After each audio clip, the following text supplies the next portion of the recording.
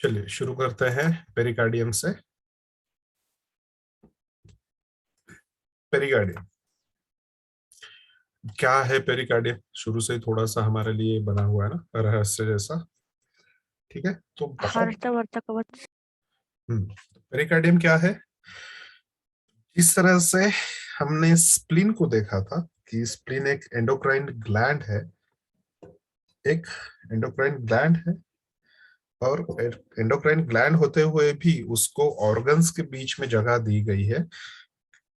क्यों जगह दी गई है? बिकॉज ऑफ हर जो उसके एट्रीब्यूट्स हैं, जो उसके गुणधर्म थे, जो उसका कार्य था, जो फंक्शन थे उसके, वो बहुत इंपॉर्टेंट है हमारे ह्यूमन बॉडी के लिए, हमारे शरीर के लिए काफी इंपॉर्टेंस रखते हैं ये चीजें। इसलिए उसको वहां पे शामिल किया गया था। ठीक उसी तरह से यहाँ पे पेरिकार्डियम भी वैसे ही होता है। तो पेरिकार्डियम एंड ट्रिपल वार्मा, ये दोनों को भी यहाँ पे इसीलिए शामिल किया गया था। चाइनीज विद्वानों ने इनको इसमें शामिल किया, नाम दिया इनको, क्योंकि इनके काम जो है वो उतने इंपॉर्टेंट होते हैं। संरचना कैसे होती है, स्ट्रक्चर क्या होता है इनका। पेरिकार्डियम क्या है? तो ये जैसे आप बाइक पे बैठते हो गाड़ी चलाने के लिए, आप हेलमेट कंपलसरी पहनते हो। तो हेलमेट होता है वहां पे आपकी सुरक्षा के लिए, आपके दिमाग की सुरक्षा के लिए, ब्रेन की सुरक्षा के लिए। इसी तरह से हमारे हार्ट को उसकी सिक्योरिटी के लिए, उसके सेफ्टी के लिए नेचुरली ही एक सिक्योरिटी लेयर मिला हुआ है। ठीक है, एक सिक्योरिटी लेयर मिला हुआ है। जैसे आप बाजार से कुछ सामान खरीद के लाते हो, तो वो सामान आपके घर तक सही सलामत पहुंचे, इसके लिए हम कोई ना कोई थैली लेके जाते हैं ना, घर से लेके जाते हैं, या हम दुकानदार से हम वहां पे कोई ना कोई थैली मांग लेते हैं हम वहां पे कि भैया जरा एक थैली दे दो। वो थैली लेने के बाद भी आप उसको देखते हो कि भैया,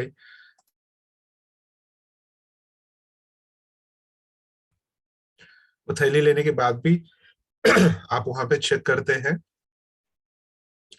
कि वो थैली मजबूत है या नहीं, उसमें सामान रखने पे कहीं वो फट तो नहीं जाएगी, उसमें लड़ने पे वो कहीं फट तो नहीं जाएगी, कहीं जोर का झटका लगने पे तो फटेगी नहीं, ये घर तक तो सही सलामत जाएगी ना। अगर बहुत पतली हुई तो हम क्या करते हैं, और एक थैली मांग लेंगे या दूसरी थैली मांग लेंगे। तो हर एक छोटी छोटी चीज में जैसे हम सेफ्टी के बारे में सोचते हैं, वैसे ही हार्ट आपके शरीर का सबसे इंपॉर्टेंट ऑर्गन है। ये भाई साहब अगर एक सेकंड के लिए भी रुक गए तो माशाल्लाह सबके फिर 12 बज जाएंगे। बराबर है ना? इनका एक माइक्रो सेकंड आगे पीछे चलना भी आदमी की हालत खराब कर देता है। हम्म तो इनके सेफ्टी के लिए कुछ ना कुछ होना चाहिए यहाँ पे। तो इनकी सेफ्टी के लिए यहाँ पे ये जो सफेद रंग का एक कवर देख रहे हैं आप, यहाँ पे एक सफेद रंग का कवर दिख रहा है आपको। ये सफेद रंग का कवर क्या है? ये इसकी सेफ्टी लेयर है। सफेद रंग का कवर क्या है? ये इसका सेफ्टी लेयर है। और इस सेफ्टी लेयर की वजह से ये पूरी तरह से कवर अप होता है, चारों तरफ से, हर एक तरफ से हार्ट को पूरा कवर करके रखता है। ये उसकी सेफ्टी करता है। ठीक है, इस सेफ्टी लेयर को कहा जाता है पेरिकार्डियम। इसको हम क्या कहते हैं? पेरिकार्डियम कहते हैं। ठीक है, और इस पेरिकार्डियम के यहाँ पे देखिए, ये जो स्क्वायर है उसको यहाँ पे बड़ा करके दिखाया हुआ है। ठीक है, 5 टाइप्स ऑफ लेयर होते हैं इसके पेरिकार्डियम के अंदर। अलग अलग 5 तरह के लेयर होते हैं। एक में फ्लूइड होता है, एक में कुछ और दूसरा होता है। तो ऐसे 1 2 3 4 5 अंदर का एक लेयर, बाहर का लेयर, एक सॉफ्ट वाला एक लेयर, सारे लेयर्स के बीच में वहां पे फ्लूइड्स होते हैं पतले पतले, ताकि शॉक एब्सॉर्ब हो। राइट, तो उसके लिए यहाँ पे ये अलग अलग लेयर्स दिए हुए होते हैं। इन सभी लेयर्स को हम क्या कहते हैं? पेरिकार्डियम कहते हैं। और इन सारे पेरिकार्डियम के अलग अलग लेयर्स का बन के ये एक पूरा एक सुरक्षा कवच बनता है वहां पे। ठीक है, तो ये सिर्फ इसको सिक्योरिटी का काम करता है क्या? नहीं, ये इसके अलावा भी बहुत सारे काम करता है। कौन कौन से काम करता है वो देखेंगे। तो पार्ट ऑफ अ ब्रेन, इसको ये देखा जाता है कि ये ब्रेन का ही एक हिस्सा है। कैसे समझते हैं उसको आगे, जब इसके कार्यों को देखेंगे। संरचना इसकी समझ गए आप, इसका लोकेशन कहाँ पे है, इसका स्ट्रक्चर कैसा है। तो जैसा हार्ट है ठीक उसी तरह से उसके ऊपर एक, समझ लीजिए कि लैमिनेशन कर दिया है आपने। और ये जैसे बुलेट प्रूफ ग्लासेस होती है लेयर बाय लेयर्स की, ठीक उसी तरह से ये भी लेयर बाय लेयर का एक सिक्योरिटी सिस्टम है, इसका एक सुरक्षा कवच है ये उसका। ठीक है। अब इसका काम क्या होता है, पेरिकार्डियम आपके किन किन चीजों में ये करता है देखिए। फर्स्ट हार्ट, उसके बाद में स्मॉल इंटेस्टाइन, किडनी और यूरिनरी ब्लैडर। इन चार ऑर्गन्स के बीच में कम्युनिकेशन करवाता है। इसकी एनर्जी इन चारों के बीच में कम्युनिकेशन करवाती है, इन पे कंट्रोल रखती है और इन चारों को बैलेंस रखता है।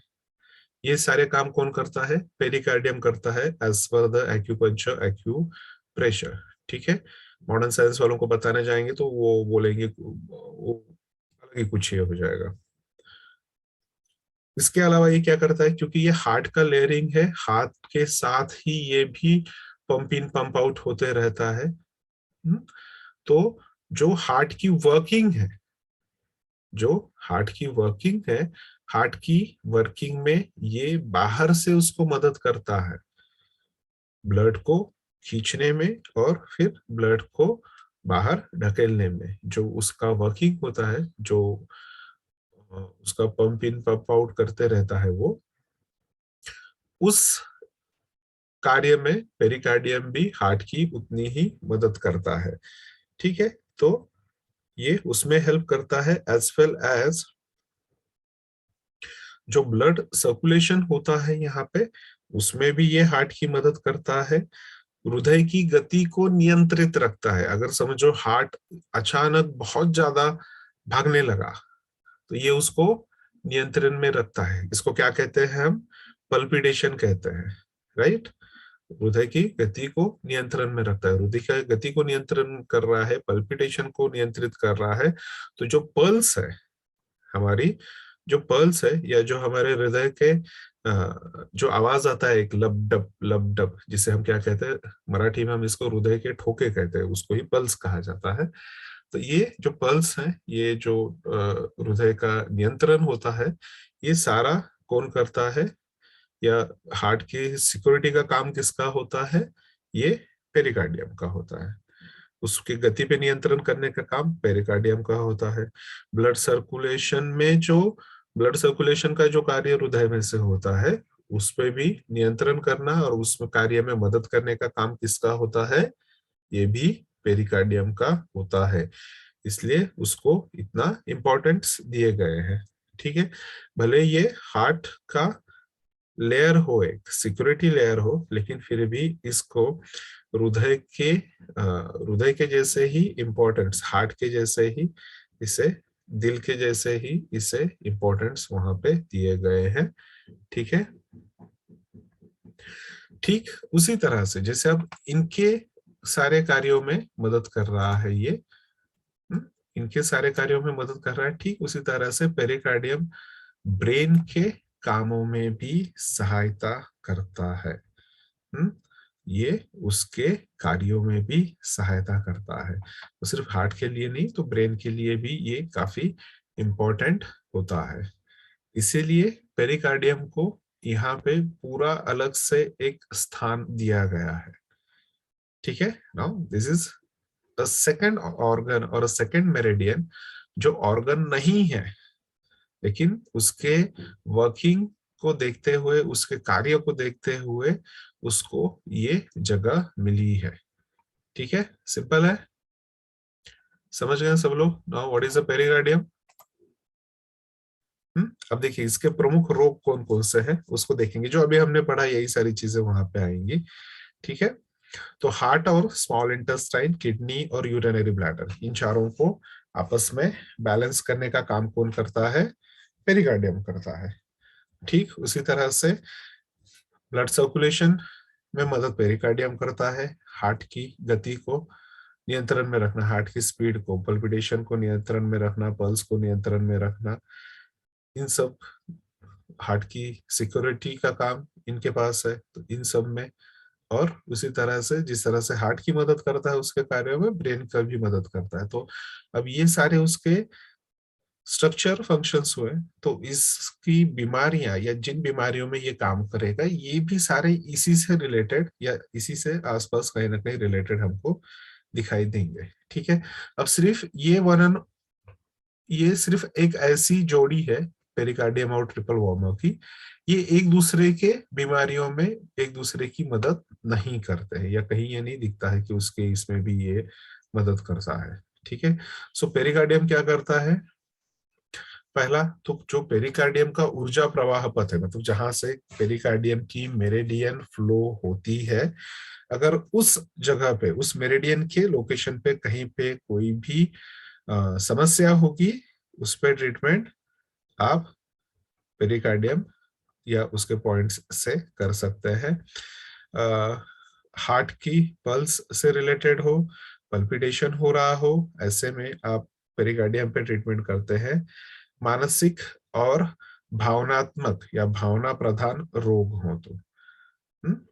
इसका मतलब क्या होता है कि जिन बीमारियों में आप देखते हैं कि इसका मूल लक्षण जो है वो मेटाफिजिकल या इमोशनल चीजों की वजह से बीमारियां बढ़ी हैं या बढ़ रही हैं, या उन चीजों की वजह से बीमारी आई है, उस इसमें हम पेरिकार्डियम पे ट्रीटमेंट करते हैं। ठीक है। तो ऐसे में क्या क्या होगा? इंसोमेनिया होगा, छाती के आपके जो रिब्स है, तो रिब केज में पेन होगा, छाती के बोन्स में, बोन्स के हड्डियों में, उस उसमें वहां पे आपको दर्द मिलेगा। ब्लड प्रेशर कम होना, ब्लड प्रेशर बढ़ जाना, इन दोनों में भी ये बहुत अच्छा काम करेगा। ठीक है। क्यों? क्योंकि पल्पिटेशन पे नियंत्रण यही करता है ना, तो उसमें ये बेहतरीन काम करते हैं।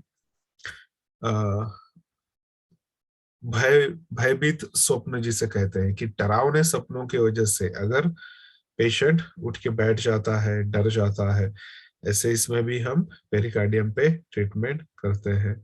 बहुत ज्यादा जल्दी थक जाना या थोड़ा ही चलते ही थक जाना, लंबी लंबी सांसें लेने लगना, छाती में दर्द शुरू हो जाना, ऐसे इसमें भी हम पेरिकार्डियम से ट्रीटमेंट करते हैं। ठीक है। चीनी विद्वानों का कहना है कि हृदय और पेरिकार्डियम ये दोनों ही ऊष्मा ऊर्जा के नियंत्रक होते हैं। ऊष्मा मतलब हीट, बराबर है। तो फायर के तो है ही ये, इनका एलिमेंट कौन सा है पेरिकार्डियम का?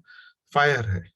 तो हार्ट और पेरिकार्डियम एक ही जगह पे है दोनों, जहां हार्ट है उसका लेयर पेरिकार्डियम है, सिर्फ दोनों की एनर्जीज अलग अलग है, एक की हीट है तो दूसरे की हॉटनेस है।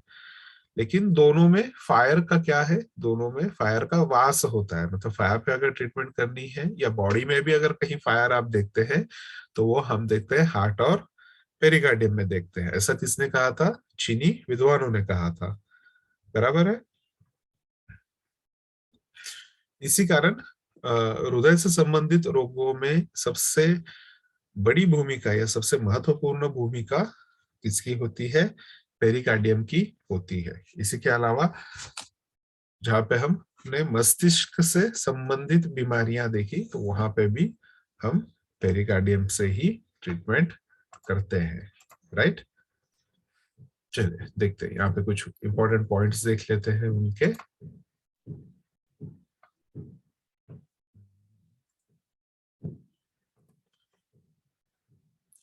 टोटल कितने पॉइंट्स हैं पेरिकार्डियम मेरिडियन में? 9 पॉइंट होते हैं, बहुत ज्यादा नहीं है, सिर्फ 9 पॉइंट्स की मेरिडियन है ये। इंडेक्स फिंगर पे शुरू, इंडेक्स फिंगर पे खत्म हो जाती है, उसको भी देखते हैं कहाँ है, कैसी है। एलिमेंट है इसका फायर, एनर्जी है इसकी हॉटनेस, हॉटनेस इसकी एनर्जी है। एनर्जी का टाइम कौन सा है? एनर्जी का टाइम है 7 to 9 PM, ये एक्सेस होता है। डिफिशियंट टाइम कौन सा है? 7 से 9 बजे तक का, ये इनका डिफिशियंट टाइम होता है। ठीक है।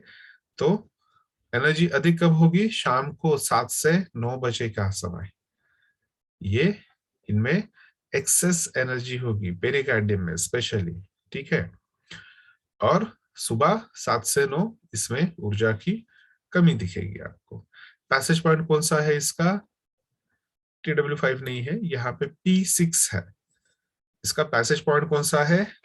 P6 है। इसको लिख लीजिएगा आप लोग, मैं भी बाद में करेक्शन कर दूंगा इसका। P6 के बारे में आप लोग पढ़ चुके हैं, बराबर है। हम ईओवी में P6 के बारे में पढ़ चुके हैं और बहुत कुछ लंबा चौड़ा वहां पे हमने देखा है। और सारी चीजें आप ध्यान से अगर देखोगे, याद करोगे, तो सब कुछ वहां पे ब्लड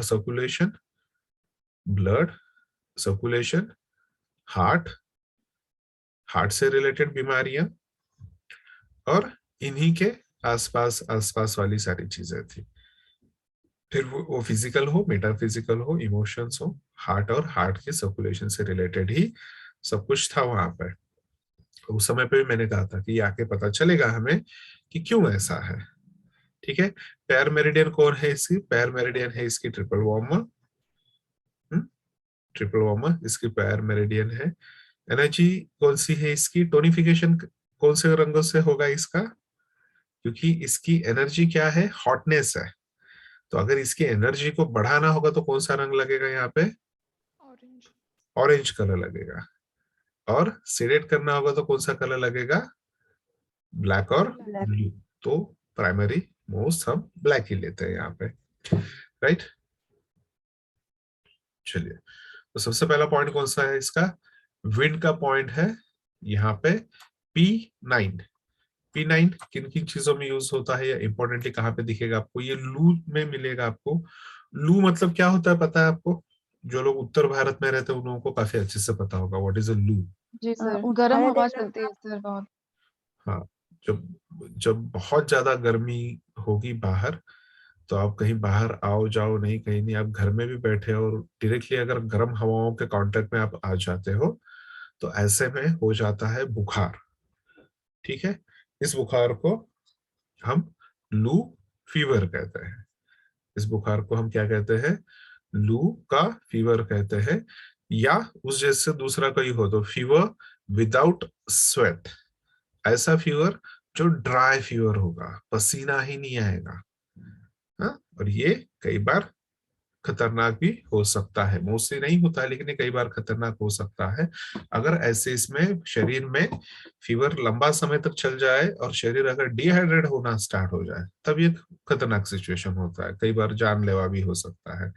तो ऐसे इसमें क्या किया जाता है? यहाँ पे आपके सामने P9 है, इस पे ट्रीटमेंट किया जाता है। पेरिकार्डियम का 9 नंबर लास्ट पॉइंट होता है ये। एक्यूपंक्चर में हम लोग क्या करते हैं? जब फीवर ऐसा अनबेरेबल अनकंट्रोलेबल हो जाए, नहीं ये हो रहा है, तो ऐसे इसमें P9 पे यहाँ पे हम सिर्फ प्रिक करते हैं। P9 P8 पे प्रिक करते हैं। जैसे आप H9 से एक बूंद खून का निकालते हैं, ठीक वैसे ही यहाँ पे हम इन पॉइंट्स पर से एक बूंद खून का निकाल के आप फीवर पे तुरंत कंट्रोल कर सकते हैं, ठीक है।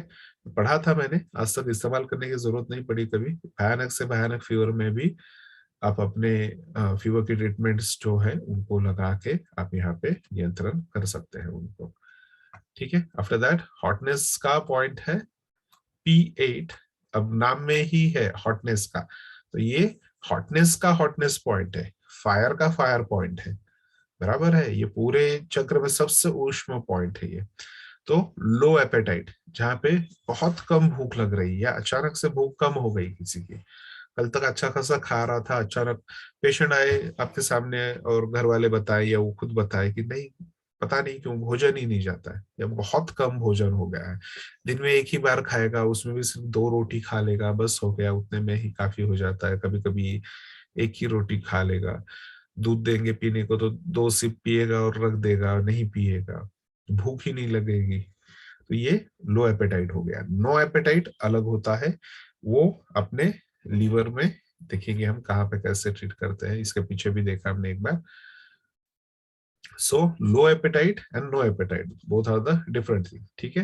And bad breath from mouth, इसके ऊपर एक छोटी सी स्लाइड भी बनाई हुई है हमने, बराबर है, याद होगा आप लोगों को। तो छोटी सी स्लाइड भी बनाई हुई है बैड ब्रीथ फ्रॉम माउथ के ऊपर। तो जब भी बैड ब्रीथ फ्रॉम माउथ हो रहा है तो ये क्या बताता है, आपके पेरिकार्डियम की हीट बढ़ी हुई है, उसको नियंत्रण करना जरूरी है। टूथपेस्ट बदलने से, या वो चमकी वाले टूथपेस्ट, लाल टूथपेस्ट, स्ट्रॉबेरी टूथपेस्ट, या कोई भी टूथपेस्ट बदलने से बैड ब्रीथ अगर मुंह के मुंह में है तो अलग है, लेकिन आप जब भी बात करते हो, ब्रीथ, आप जब सांस भी ले रहे हो और उसमें भी अगर गंदी बदबू आ रही है, तो भैया ये मुंह की समस्या नहीं, ये दांतों की समस्या नहीं है, हार्ट की हीट बढ़ी हुई है, ये सिग्नल बता रहा है। ये काफी इंपॉर्टेंट सिचुएशन है, इस पे तुरंत ट्रीटमेंट करें। क्या करेंगे यहाँ पे ट्रीटमेंट, पीएट पे ट्रीटमेंट करेंगे, बराबर है। एक ब्लैक डॉट लगा के कर सकते हो, एक मेथी दाना लगा सकते हो, या इसको सिडेशन कर सकते हो आप। ट्रीटमेंट तुरंत यहाँ से शुरू कर दे सकते हैं। ह्यूमिडिटी का पॉइंट है P7, ठीक है। Pain in the root of a tongue, जीभ के रूट में, टंग में अगर दर्द हो रहा हो तो P7 पे ट्रीटमेंट करते हैं। और अगर स्किन डिजीजेस है, किसी भी प्रकार की कोई भी चर्म से संबंधित समस्या है, P7 पे ट्रीटमेंट करना शुरू कर दीजिए, ठीक है। एनी स्किन डिजीज, यहाँ पे कोई स्पेसिफिक ये नहीं बताया, तो जो भी स्किन डिजीज होगी आप P7 से उसको ट्रीट कर सकते हैं, ठीक है। इसके अलावा और एक चीज है P7 में, डकारे आना, वो यहाँ पे नहीं दिया हुआ। तो बहुत ज्यादा अगर किसी को डकारे आती है, खाना खा लिया, एकाग डकार ठीक है, दिन भर में आती है, तो जैसे ही आपका शरीर या आपका पेट, आप जब भोजन कर रहे हैं और वो एक अपनी अपनी सही लिमिट तक जैसे ही भर जाएगा, वो आपको पहला सिग्नल देगा, डकार दे देगा कि बस भाई अब बंद करो। काफी सारे लोग, काफी सारी कम्युनिटीज में डकार आते ही खाना तुरंत बंद कर दिया जाता है कि बस हो गया, अब इससे आगे नहीं खाना है, ठीक है। रीजन क्या होता है कि अब इससे ज्यादा आप खाओगे तो फिर वो हैवी हो जाएगा। डकार आ गई मतलब नाउ इट्स परफेक्ट, ये सही मापदंड है, अब इससे ज्यादा नहीं चाहिए, ठीक है। लेकिन कई बार बिना खाए डकारें आएंगी, कुछ भी थोड़ा बहुत खा लिया तुरंत डकारें शुरू हो जाएंगी, शरीर पे कहीं दबा दिया तो भी डकारें शुरू हो जाएंगी। ऐसे इसमें भी P7 पे ट्रीटमेंट कर सकते हैं, ठीक है। और एक इंपॉर्टेंट पॉइंट है P7 के लिए, जिनको स्ट्रेस के वजह से, अत्यधिक सोचने की वजह से, स्ट्रेस की वजह से जिनको नींद नहीं आ रही हो, ऐसे लोग भी P7 पे सिर्फ एक प्रेस एंड होल्ड करके रखना होता है। P7 पे P7 पे क्या करते हैं हम, यहाँ पे प्रेस एंड होल्ड कर लीजिए, या यहाँ पे एक हल्की सी कोई भी ट्रीटमेंट लगा लीजिए। लोकेशन देखिए इसका कहाँ पे है, ये देखिए, ये है P7 आपके, आप जो डायफ्राम लाइन ड्रॉ करते हो सूजोक में, हाँ, ठीक उसका सेंटर है ये। तो रिस्ट जॉइंट का ठीक सेंटर जो आता है, ये होता है आपका P6। So insomnia due to excess thinking, सोने गए हैं, आंखें बंद कर ली और दिमाग में चल रहा है, खाओ गॉड, सुबह उठना है 4 बजे, सबके लिए नाश्ता बनाना है, क्या बनाओ, कांदा काटना पड़ेगा, कांदा तो है नहीं, मिर्च बगल वाली से ले लेंगे, नींबू है, ये है वो, मतलब वो अलग ही सोच चलने लगी, बच्चों का स्कूल है, ये करना है, वो करना है, कपड़े भी देने। तो सोने के टाइम पे सिर्फ सोना चाहिए। कोई भी किसी भी तरीके का स्ट्रेस है, एक्सेस थिंकिंग हो रही है, स्ट्रेस हो रहा है, और उसके कारण अगर नींद नहीं आ रही, तो सबसे पहले यहाँ पे P7 पे ट्रीटमेंट होनी चाहिए, ठीक है। वहां पे एक मटर दाना लगा के भी आप इस पे ट्रीटमेंट कर सकते हैं।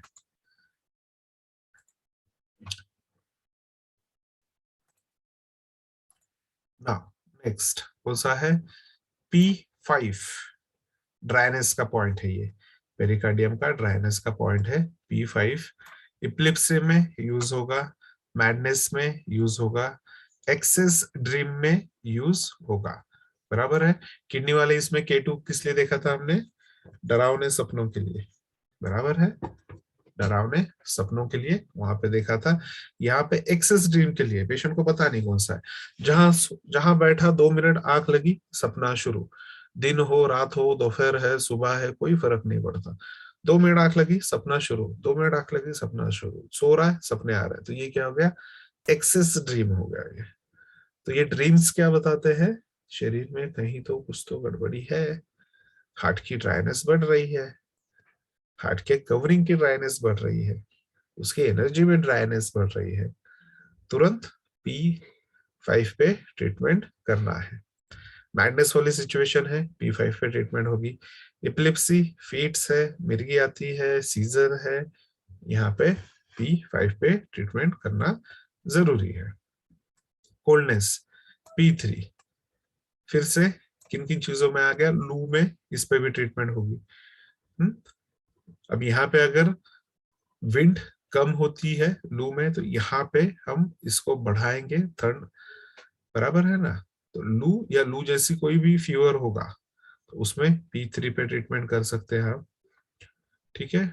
कॉलेरा आजकल नहीं दिखता है, लेकिन फिर भी कॉलेरा जैसी भी कोई बीमारी हो, रोमैटिक अथराइटिक डिजीजेस हो या रोमैटिक हार्ट डिजीजेस हो, उसमें भी आप P3 पे ट्रीटमेंट कर सकते हैं, बराबर है। उसके बाद में पैसेज पॉइंट है आपका P6, यहाँ पे नहीं दिया हो, यहाँ पे TW5 लिखा है गलती से, P6 उसके बारे में काफी पता है आपको, लेकिन यहाँ पे जब हम देखते हैं तो it's a specific point for epilepsy, it's a specific point for pilia, jaundice, it's a specific point for low BP and high BP, and it's a specific point for palpitation, धड़कन बढ़ना।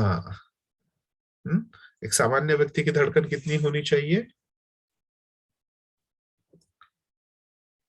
70 to 75 72 प्लस माइनस 2, तो 72 74 5 तक चला जाता है वो, तो 70 से वहां पर नॉर्मल कितनी होनी चाहिए, 72 होनी चाहिए, प्लस माइनस 1 2 वहां पे हम उसको देख लेते हैं, ठीक है। कुछ अदर इंपॉर्टेंट पॉइंट्स हैं, उनको भी देख लेते हैं यहाँ पे।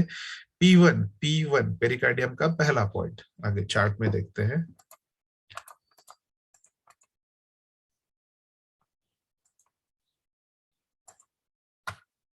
कहाँ पे है ये, ठीक निपल्स के बगल में होता है P1, यहाँ पर P1 वहां पे मिलेगा हमें। पहला पॉइंट है पेरिकार्डियम का, इसको यूज करते हैं या इस पे आप ट्रीटमेंट कब कर सकते हैं, जब कफ ज्यादा हो जाए या कफ जमा हो जाए छाती में और निकल नहीं रहा है, तो उस इसमें चेस्ट में से कफ पे ट्रीटमेंट करने के लिए P1 पे ट्रीटमेंट कर सकते हैं आप। क्या करना है, कुछ नहीं, उसको जस्ट फाइंड आउट कीजिए, वहां पे एक मेथी का सीड लगा दीजिए।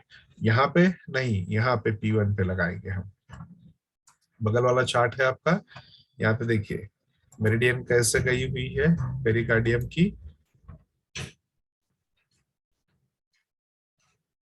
दिखाता हूँ। उल्टा देखते हैं, ये आपके इंडेक्स टो से यहाँ तक आ गए P2, P2 P3 P4 5 6 7 8 9 सारे आ गए। P1 कहाँ पे है, P1 है आपके निपल्स के ठीक बगल में, एक कून के डिस्टेंस पे।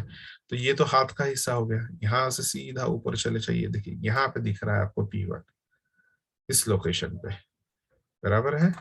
तो यहाँ पे आप एक मेथी का दाना लगा लो, ये तुरंत आराम देना शुरू कर देगा वहां पे, ठीक है। उसके बाद में P2 को यूज करते हैं इसलिए, तो शोल्डर से रिलेटेड कोई इश्यू हो, इनर शोल्डर अंदर की तरफ, मेरिडियन जहां से फ्लो होती है वहीं पे हम ये करते हैं। अदरवाइज आप देखोगे हर एक मेरिडियन में जो भी हाथों पर से जा रही है ना, सब जगह दिया होगा शोल्डर का दर्द, शोल्डर का दर्द, शोल्डर का दर्द।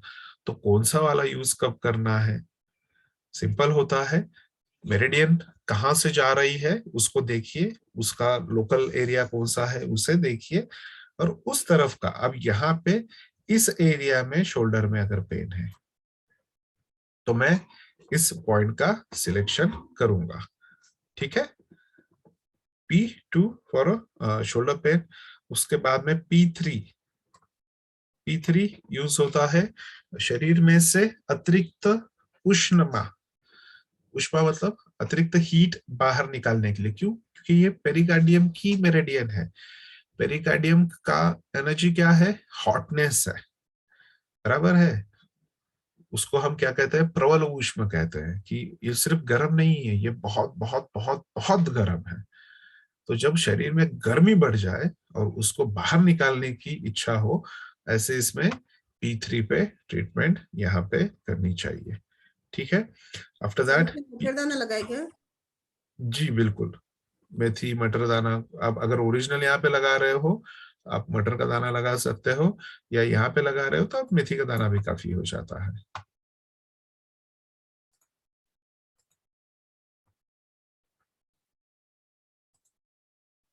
ठीक है।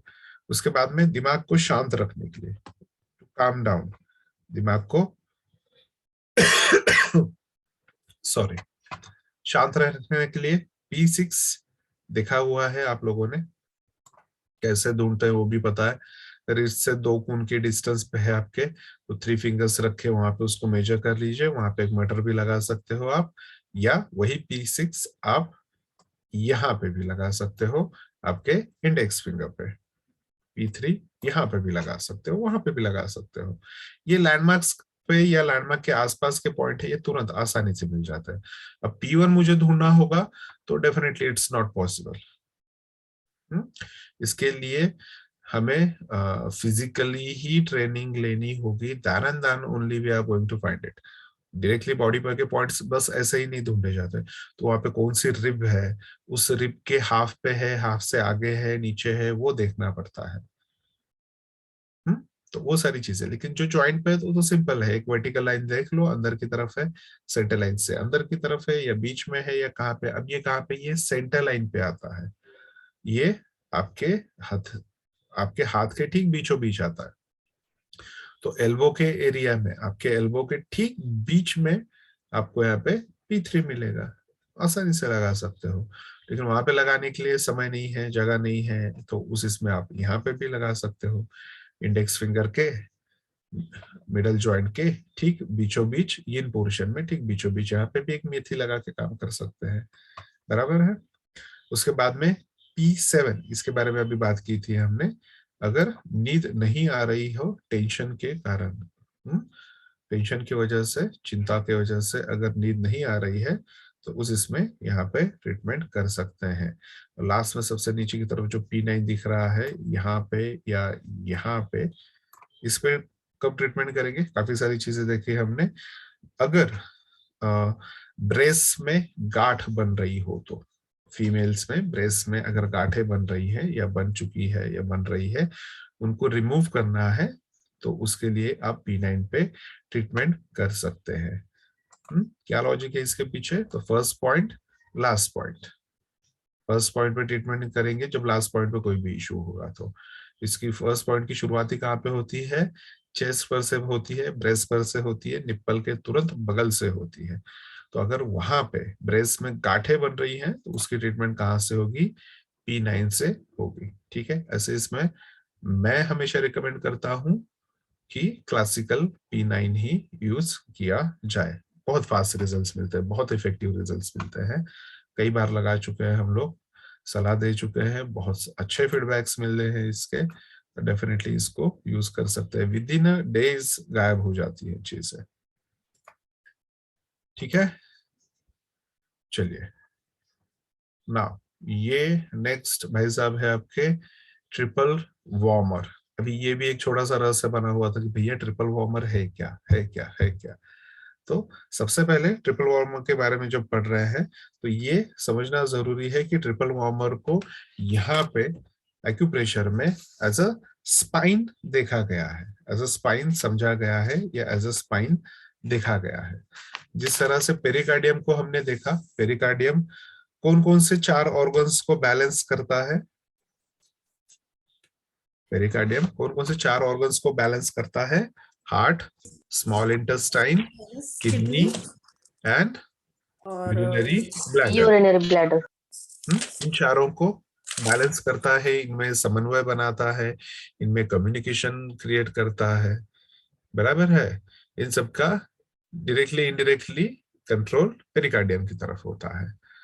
ठीक उसी तरह से जो बाकी के बचे हुए हमारे ऑर्गन्स है, कौन कौन से ऑर्गन्स बच गए यहाँ पे? आपका लंग्स बच गया, लार्ज इंटेस्टाइन बच गए, लीवर है, गॉल ब्लैडर है, स्टमक है और स्प्लीन है। इन सब पे कम्युनिकेशन करना, उनको आपस में बैलेंस रखना, उनका आपस में नियंत्रण करवाना, ये काम कौन करता है? ट्रिपल वार्मर करता है। ठीक है, तो ट्रिपल वार्मर की एनर्जी करती है। यहाँ पे हम एक्यूप्रेशर में ट्रिपल वार्मर को क्या देखते हैं? एज अ स्पाइन देखते हैं। ट्रिपल वार्मर को यहाँ पे हम कैसे देखते हैं? एज अ स्पाइन देखते हैं कि ये स्पाइन का हिस्सा है पूरा। ट्रिपल वार्मर क्या है? यहाँ पे स्पाइन का हिस्सा है। स्पाइन आपके शरीर में बहुत इंपॉर्टेंट काम करती है। और सिर्फ स्पाइन है क्या यहाँ पे? सिर्फ ये हड्डियां है क्या वो दूसरे पे रखी हुई? नहीं, उसके अंदर से है स्पाइनल कॉर्ड्स और उसमें से बाहर निकलती हुई आपकी है स्पाइनल नर्व्स है। ठीक है, तो ये सब मिलके पूरी स्पाइन बनती है। तो ये डायरेक्टली कहाँ से कनेक्टेड होती है? ब्रेन से कनेक्टेड होती है। एक हिस्सा ब्रेन में होता है तो दूसरा हिस्सा इनका कहाँ पे होता है? शरीर के किसी न किसी ऑर्गन से कनेक्टेड होता है, किसी न किसी एंडोक्राइन ग्लैंड से कनेक्टेड होगा, किसी मसल से कनेक्टेड है, किसी टिश्यू, किसी सेल्स से कनेक्टेड है, किसी डीएनए या आरएनए से कनेक्टेड होगा, किसी न किसी सेंस ऑर्गन से कनेक्टेड होगा। तो पूरे शरीर की कनेक्टिविटी आपके ब्रेन के साथ इसी स्पाइनल कॉर्ड में से होती है। ठीक है, अब इसको नाम ट्रिपल वार्मर क्यों दिया गया है? क्योंकि ये और एक बहुत इंपॉर्टेंट काम करता है जिसको हम कहते हैं होम्योस्टैसिस सिस्टम। होम्योस्टैसिस सिस्टम में ये क्या करता है? यहाँ पे हमारे शरीर के 3 वार्मर होते हैं। 3 वार्मर मतलब शरीर के 3 अलग अलग हिस्से होते हैं, इसलिए इसको हम ट्रिपल वार्मर कहते हैं। पहला हिस्सा कौन सा होता है? पहला हिस्सा होता है आपके डायफ्राम से लेके शरीर का ऊपर का हिस्सा, ये फर्स्ट वार्मर हो गया आपका। शरीर का ऊपर का हिस्सा, this is a first warmer. उसके बाद में डायफ्राम से लेके नाभि तक का हिस्सा, ये मिडल वार्मर हो गया। सो अपर वार्मर, मिडल वार्मर और आपके नाभि से नीचे पेल्विक रीजन तक का जो हिस्सा है ये हो गया लोअर वार्मर। तो लोअर, मिडल एंड अपर, ये 3 वार्मर्स होते हैं यहाँ पे। इसको कई अलग अलग नाम मिलेंगे। इसको ट्रिपल हीटर बोलते हैं, ट्रिपल वार्मर बोलते हैं, सैनजॉय कहा जाता है। अब सैनजॉय का मतलब भी वही हो जाता है। तो कई अलग अलग नामों से इनको पहचाना जाता है। ट्रिपल बर्नर कहा जाता है, ठीक है, या ट्रिपल बर्नर कैविटी भी कहा जाता है। इससे सबका मतलब एक ही होता है। इसका प्रमुख काम क्या है? जिसे मैंने अभी कहा कि होम्योस्टैटिस सिस्टम शरीर के हर एक हिस्से का, आपके शरीर के हर एक हिस्से का अपना अपना अलग अलग टेम्परेचर होता है। यहाँ का टेम्परेचर अलग है, यहाँ का अलग है, यहाँ का अलग है, कान के अलग है, नाक का अलग है, आंख का अलग है, मुंह का अलग है, ओठों का, दांतों का अलग अलग है, जीभ का अलग है, टॉन्सिल्स का अलग है। आपके हाथों पैरों के टेम्परेचर अलग होते हैं, एक्सिलास के टेम्परेचर अलग है, आपके हार्ट का, आपके लंग्स का, स्टमक, हर एक ऑर्गन का, आपके जेनेटिकल ऑर्गन्स के टेम्परेचर अलग होते हैं। हिप्स का अलग होगा, एनस का अलग होगा, आपके थाइस के अलग होंगे, थाइस के मसल, नी का अलग टेम्परेचर होगा, आपके तल पैर का, आपके तलवे का, आपके फुट के सोल का टेम्परेचर अलग होगा। तो शरीर के हर एक का टेम्परेचर, हर एक छोटे से छोटे सेल्स का, टिश्यू का, ऑर्गन का, हर एक साइकिल का टेम्परेचर मेंटेन रखना, ये काम किसका होता है? ये काम इसी ट्रिपल वार्मर का होता है, या होम्योस्टैसिस सिस्टम इसे करते हैं। ठीक है, हम आप साइंटिफिकली देखेंगे तो होम्योस्टैसिस सिस्टम हो गई, और आप अगर यहाँ पे नाम देना चाहेंगे तो आप इसको ट्रिपल वार्मर कह सकते हैं। आयुर्वेद के दृष्टिकोण से देखना चाहेंगे तो इसको स्पाइन कहा जाता है यहाँ पे। Overall this is a very important thing. आपके शरीर का पारा 0.5 से भी नीचे ऊपर हो जाए ना, हालत खराब हो जाएगी तुरंत।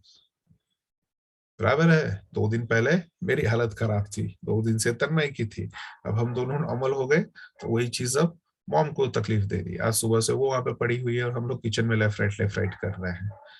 सो ये थोड़ा सा फर्क भी बहुत थका देता है। आपकी उम्र के हिसाब से, आपके शरीर की ऊर्जाओं के हिसाब से यहाँ पे शरीर का जो तापमान है वो बैलेंस रहना बहुत जरूरी है। जैसा ये शरीर के अंदर है वैसे ही शरीर के बाहर होता है, क्योंकि शरीर के बाहर के तापमान से ही हम अंदर के तापमान को कम ज्यादा करते हैं। गर्मियों में चाय पीने वाले, गरम गरम चाय पीने वाले लोग उतने ही महामूर्ख होते हैं जितने गर्मियों में या सर्दियों में आइसक्रीम खाने वाले लोग उतने ही महामूर्ख होते हैं। कुछ लोग गर्मियों के कारण आइसक्रीम खाते हैं गर्मी कम करने के लिए, वो गर्मी को और बढ़ाता है शरीर में। और ठंड में लोग इसलिए खाते हैं क्योंकि ये कि कहीं सुना होता है कि आइसक्रीम खाने से शरीर गर्म होता है। वो गर्मियों में होता है, ठंड में नहीं। ठंड में ये और उल्टा इफेक्ट करेगा। आर्टिफिशियल चीजें हैं, इसमें फर्क वैसा ही होता है जैसे प्लास्टिक की चटाई में और आपकी जो ट्रेडिशनल चटाई होती थी पहले, जो चटाई आती थी आपके घर में, पता है सब लोगों ने यूज किया होगा। आप सभी के घर में चटाई कभी ना कभी बचपन में तो डेफिनेटली देखी होगी आपने। कुछ सालों बाद खराब हो जाती थी, साइड से सिलाई निकल जाती थी, फिर उस पर साड़ी लपेट के फिर उसको सिला जाता था, नहीं तो फिर उसकी स्टिक्स एक एक टूट के निकलना शुरू हो जाती थी। वो चटाइयां ऐसी होती थी कि वो गर्मी में ठंडी रहती थी और ठंड में गर्म रहती थी। प्लास्टिक की चटाई अलग होती है, वो ठंडी में और ज्यादा ठंडी होगी और गर्मी में और ज्यादा गर्म करेगी। ठीक उसी तरह से इन चीजों की भी हालत होती है, आर्टिफिशियल चीजें। जैसे चटाई प्लास्टिक की आर्टिफिशियल है, वैसे ही आइसक्रीम भी आर्टिफिशियल है, वैसे ही चाय भी आर्टिफिशियल है। चीजें ठीक उसके उल्टा काम करेंगी। उसमें जो गर्म पानी है चाय का, वो आपके शरीर के लिए काम करता है। उसमें पड़ा हुआ दूध आपके शरीर के लिए काम करता है। उसमें पड़ी हुई चीनी शायद एज अ ग्लूकोज आपके शरीर के लिए काम करती है। उसमें पड़ी हुई अदरक, बाकी की चीजें जो भी आप उसमें अपने घर के मसाले के डब्बों में से डालते हैं, वो चीजें आपके लिए काम करती है। चाय पत्ती को छोड़ के फुल ऑफ निगेटिविटी होती है, फुल ऑफ निगेटिव एनर्जी होती है।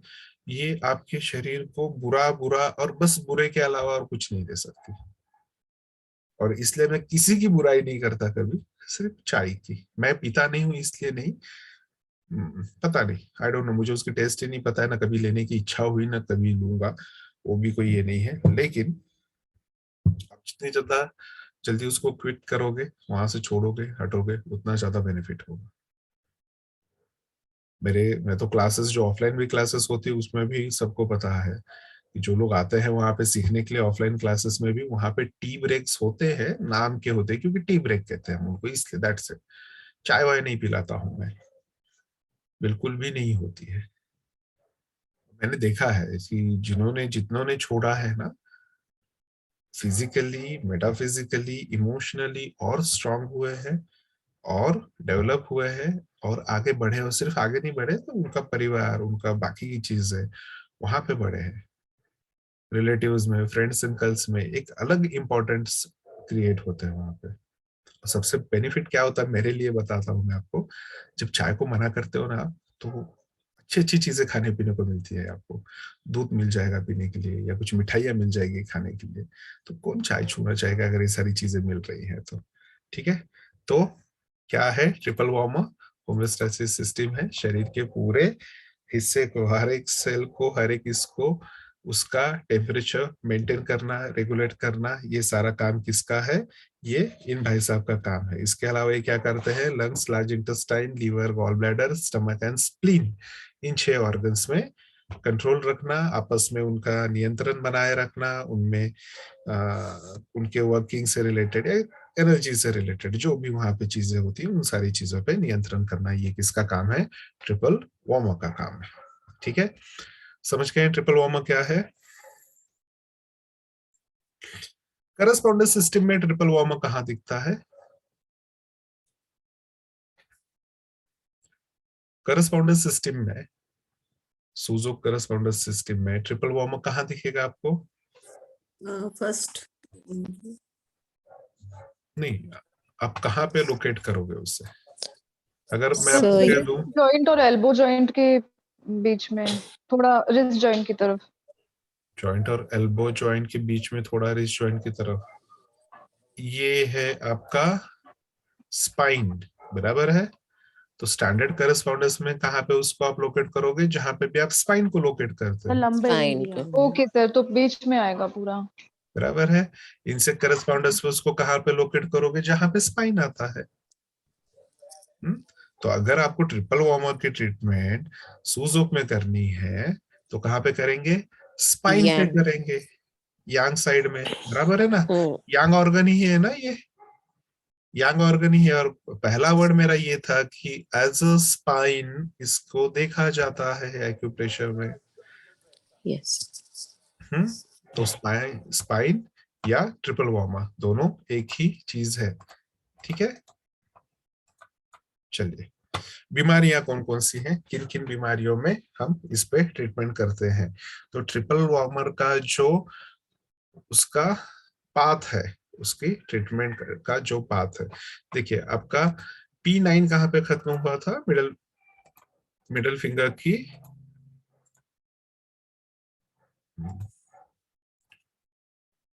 सर टिप टिप पे खत्म हुआ था। मिडल फिंगर की टिप पे खत्म हुआ, जहां वो खत्म हुआ तुरंत उसके बगल में, अब ये दोनों पैर मेरिडियन ही है, बराबर है।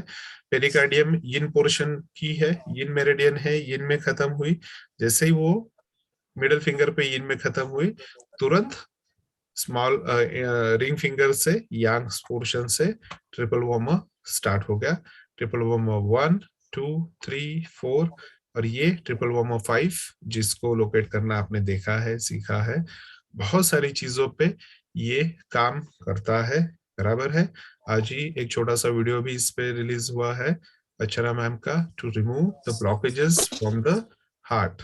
ट्रिपल वार्मर पे TW5 पे ट्रीटमेंट करनी है यहाँ पे, बराबर है। मटर का दाना लगा के रखिए यहाँ पे, जिनको भी लगता है शरीर में या हार्ट में कहीं पे भी ब्लॉकेजेस बन रहे हैं, ऐसा है, इसको ट्रीटमेंट लगा के छोड़ देना है वहां पे, ठीक है। ये हाथ के ठीक पीछे की तरफ से, जैसे पेरिकार्डियम हाथ के ठीक सामने से जाता है, ठीक उसी तरह से ट्रिपल वार्मर हाथ के ठीक पीछे से बीचों बीच जाएगा। पेरिकार्डियम कहाँ से जाएगा, यहाँ से स्टार्ट होता है, यहाँ से स्टार्ट होता है पेरिकार्डियम हाथ के ठीक बीच से P3 और बीचों बीच होते हुए P6 P7 P8 P9 सीधा बीच में से गया। ये जैसे बीच में से जाता है ट्रिपल वार्मर, पीछे की तरफ ठीक बीचों बीच होते हुए चला जाएगा, ये शोल्डर्स के ऊपर से होते हुए। दोनों एक दूसरे के आमने सामने रहेंगे, एक यिन में बीचों बीच जाता है, एक यांग में बीचों बीच जाता है, ठीक है।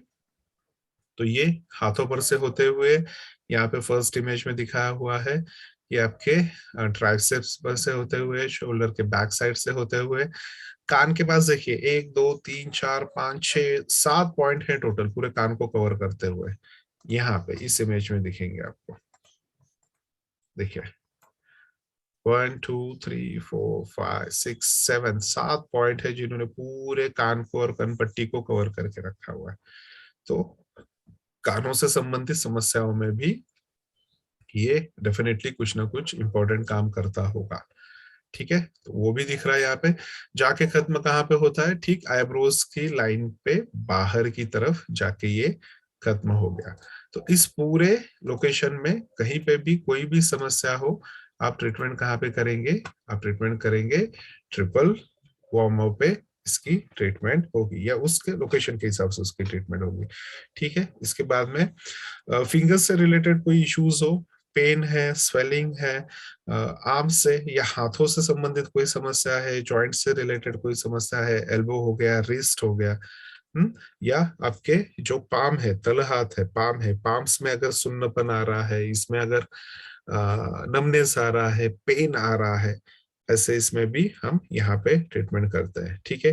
कान से संबंधित कोई भी समस्या हो, कानों में दर्द हो रहा है, इचिंग है, बर्निंग सेंसेशंस है, फंगल इन्फेक्शन हो गया है, कान बह रहे हैं, सफेद बह रहा है, नीला बह रहा है, स्टिंकी बह रहा है, बैड स्मेल आ रही है, ठीक है, या वैक्स बहुत ज्यादा बन रहा है या बन ही नहीं रहा है, या बन के वहीं पे ड्राई होके चिपक जा रहा है, सुनने से संबंधित कोई समस्या, तो ऐसी बहुत सारी चीजें आएंगी। तो कान से संबंधित जो भी समस्याएं होंगी, आप उसमें ट्रिपल वार्मर को ट्रीट कर सकते हैं, बराबर है।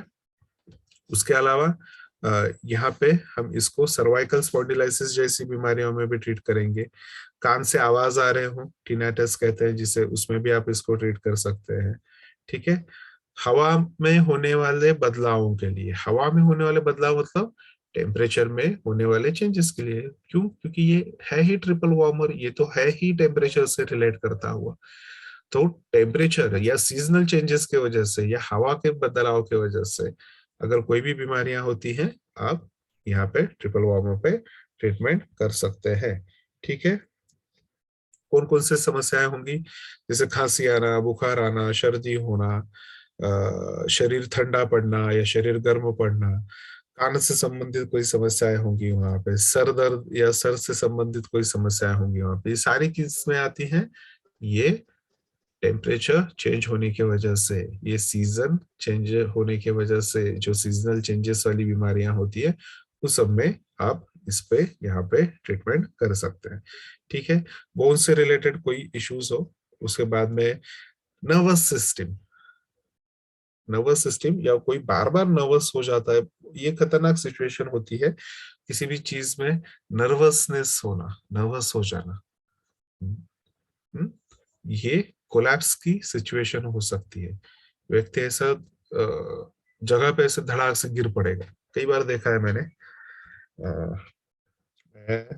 आफ्टर 12th मैं अपने फ्रेंड्स के साथ गया था। ऐसे एक इंटरनेशनल कंपनी थी यहाँ पे, 4 महीने की छुट्टी थी, क्या करेंगे, ऑलरेडी कुछ ना कुछ चल रहा था। 12th के एग्जाम की वजह से पहला जो जॉब था वो छोड़ना पड़ा था क्योंकि छुट्टियां नहीं मिल रही थी, तो जॉब वहां पे क्विट करना पड़ा। दूसरा देखा हमने तो इंटरनेशनल था, गए वहां पे तो 3 जन की जब तक हमारी हुई इंटरव्यूज कोई इशू नहीं हुआ। हमारा चौथा फ्रेंड गया वहां पे, तो जैसे ही सामने वाले ने अंग्रेजी में बात करना शुरू कर दी, वो बेचारा वहीं पे नर्वस हो गया और इतनी बुरी तरह से नर्वस हो गया, वो कुर्सी में से ऐसे बैठे बैठे वो गल के गिर पड़ा वहां पे। अब उसको होश में लाने के लिए भी वहां पे उससे जो बातें कर रहे थे सारे अंग्रेजी में ही बातें कर रहे थे, तो उसको उठा के बाहर लाया। तो उनको बोला भाई आप रुको, इसको थोड़ी सहन नहीं हो रही है, इसको मराठी में बात करते हैं हम लोग। तो जब हिंदी मराठी में उससे बात हुई तब वो थोड़ा नॉर्मल हुआ। तो ये नर्वस सिचुएशंस अच्छी नहीं होती है। ठीक है। ऐसे इसमें भी आपको यहाँ पे ट्रीटमेंट करनी चाहिए। कई लोगों की ये टेंडेंसी बन जाती है। ठीक है। तो ये भी काफी खतरनाक हो सकता है। इसमें भी हम यहाँ पे ट्रीटमेंट करते हैं। निद्रानाश, इंसोमेनिया, तो निद्रानाश से इंसोमेनिया से रिलेटेड भी होगा। देखिए पेरिकार्डियम में भी देखा था, यहाँ पे ट्रिपल वार्मा में भी देख रहे हैं। तो इन दोनों इसमें यहाँ पे हम ट्रीटमेंट्स करते रहेंगे। ठीक है। चलिए, और कौन कौन सी चीजों में ये कार्य करेगा ये देखते हैं एज पर द पॉइंट्स को देखते हुए। टोटल कितने पॉइंट्स हैं इसमें? 23 पॉइंट्स है। टोटल कितने पॉइंट्स हैं? 23 पॉइंट है। एलिमेंट कौन सा है इसका? फायर है। एनर्जी कौन सी है इसकी? हीट है या हॉटनेस है? हॉटनेस है, बराबर है। पेरिकार्डियम ट्रिपल वार्मा हॉटनेस है। एक्सेस टाइम है इसका शाम को 7 से 9 बजे का।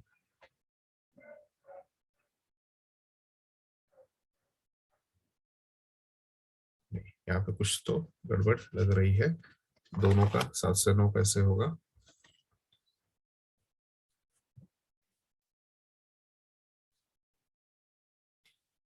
सात से सर AM PM है ना? नहीं नहीं नहीं, ये जो होगा ना यहाँ पे, ये 9 से 11 है। पेरिकार्डियम का 7 से 9 होता है, ये है 9 से 11। इसको मिटा देते हैं यहाँ पे। ठीक है।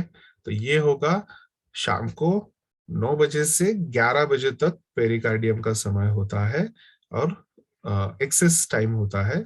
और सुबह 9 से 11 बजे तक उसका डिफिशिएंट टाइम होता है। ये चेंज कर देता हूं मैं, ये तो आपको मिलेगा भी, नया PDF दूंगा मैं आपको। जैसे कंप्लीट हो जाए मैं इसको आपको देता हूं तो उसमें ये हो जाएगा। लेकिन अभी के लिए आप अपने इसमें नोट्स में इसको कर लीजिएगा। ये 7 to 9 नहीं है, ये 9 to 11 है। ठीक है। सो एक्सेस टाइम कब होगा? 9 PM to 11 PM। Deficient time कब होगा? 9 AM, मॉर्निंग में 9 AM to 11 AM इसका डिफिशिएंट टाइम होगा।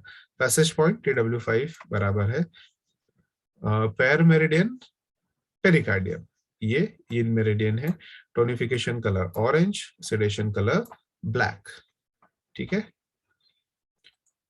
चलिए ना नेक्स्ट पॉइंट है इसका TW1, इसका ड्राइनेस का पॉइंट है। अरे बाप रे, काफी बड़ा आ गया। सो TW1 ड्राइनेस का पॉइंट है। किन चीजों में काम करेगा ये? तो कान की तकलीफों में, कान से संबंधित कोई भी समस्या हो TW1 पे ट्रीटमेंट कर सकते हैं।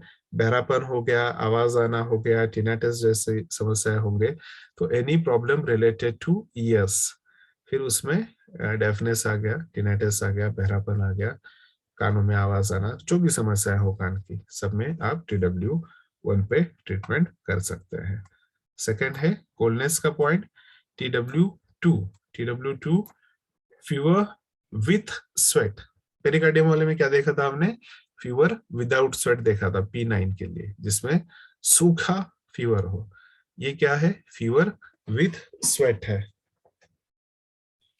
फीवर विथ स्वेट है, स्वेटिंग के साथ फीवर है, TW2 पे ट्रीटमेंट होगी यहाँ पे।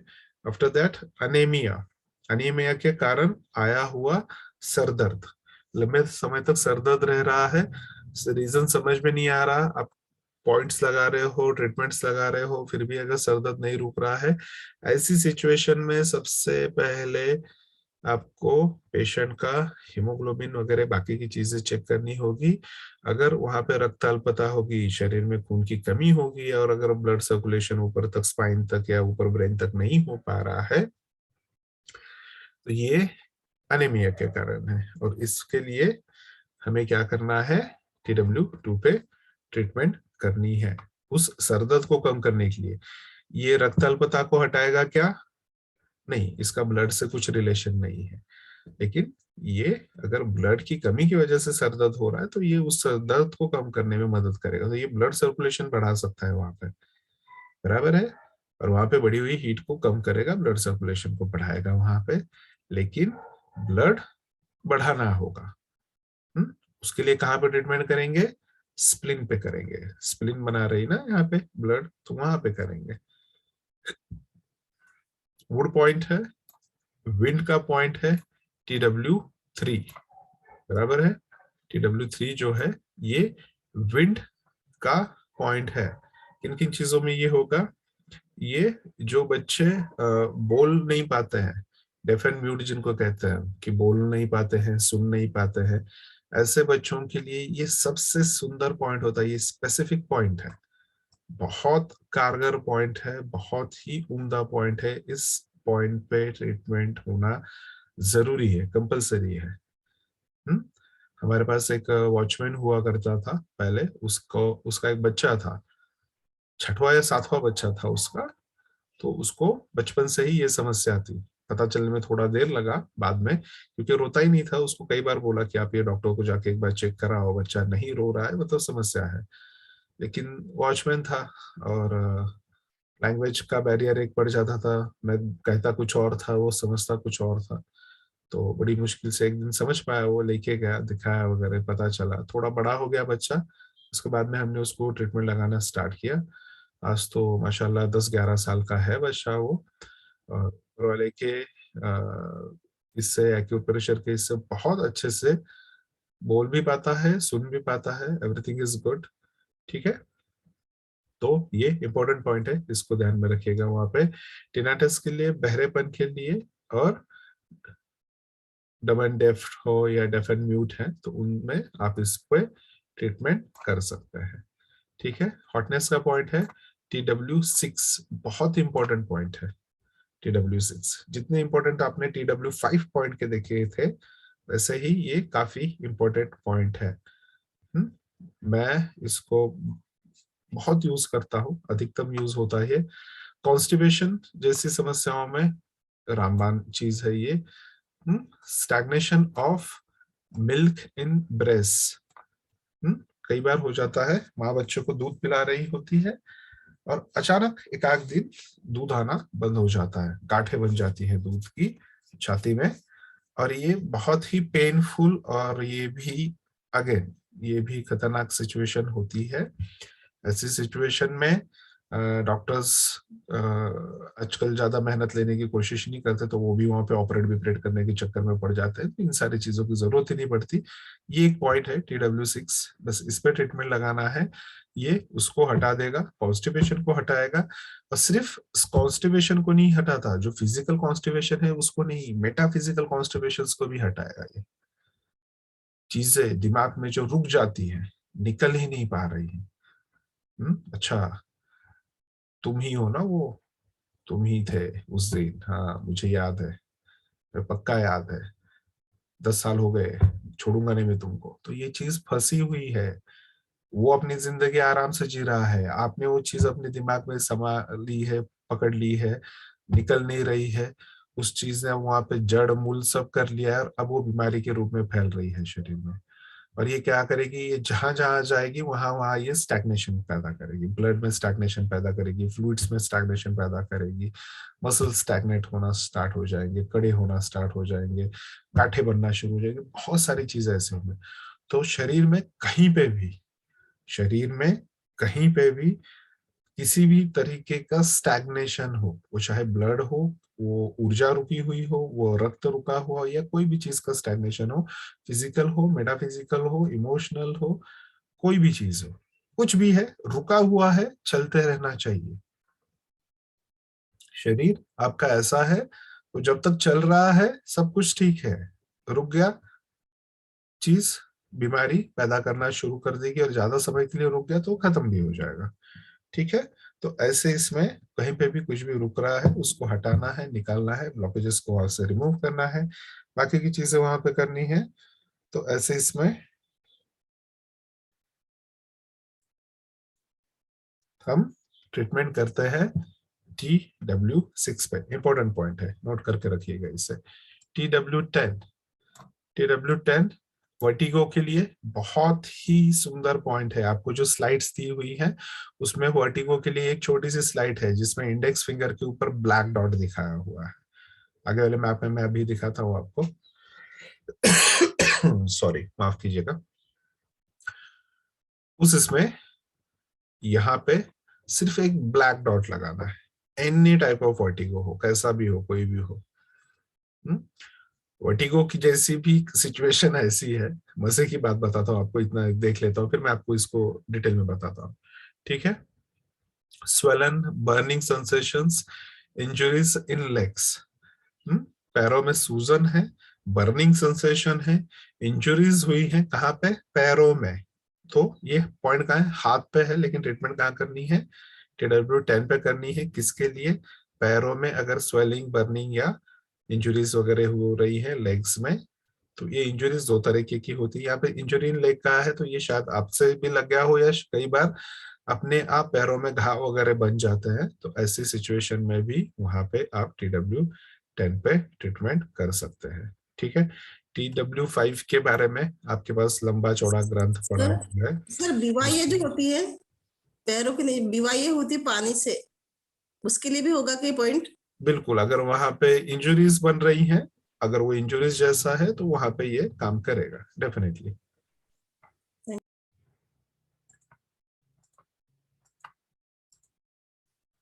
ठीक है। देखिए, ये यहाँ पे है TW10 आपका,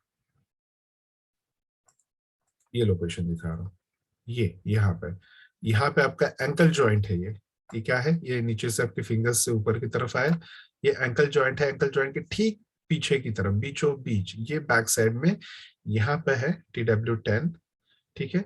अब इसे नेचर ने देखिए कितनी सुंदरता के साथ आपके शरीर में, आपके हाथों के साथ वहां पे उसको बिठाया हुआ है, सेट किया हुआ है। एक बॉडी की एक पर्टिकुलर सिचुएशन होती है, जिस सिचुएशन में आप अगर अचानक बैक साइड में फॉल डाउन होते हैं, आप अचानक बैक साइड में जब फॉल डाउन होते हैं, हाथ आपके ऐसे ओपन होते हैं, और कोहनी का ये वाला हिस्सा ये हमेशा इंजर्ड होगा। देखिए आपका कई बार होगा। आप जब सामने की तरफ गिरते हैं ना तो कोई इशू नहीं होता, सामने की तरफ गिरेंगे ये वाला हिस्सा इंजर्ड होगा, बराबर है। बचपन से आप लोगों ने नोटिस किया होगा, गलत होगा तो बताइएगा, ये बुक्स में नहीं कहीं मिलने वाला आपको। तो आप जब वहां पे देखते हैं, गिरते हैं, कहीं ये होता है, तो कौन सा वाला, जब भी आप सामने की तरफ गिरोगे शरीर में, सामने की बगल में जब आप गिरते हो तो ये वाला हिस्सा इंजर्ड होगा।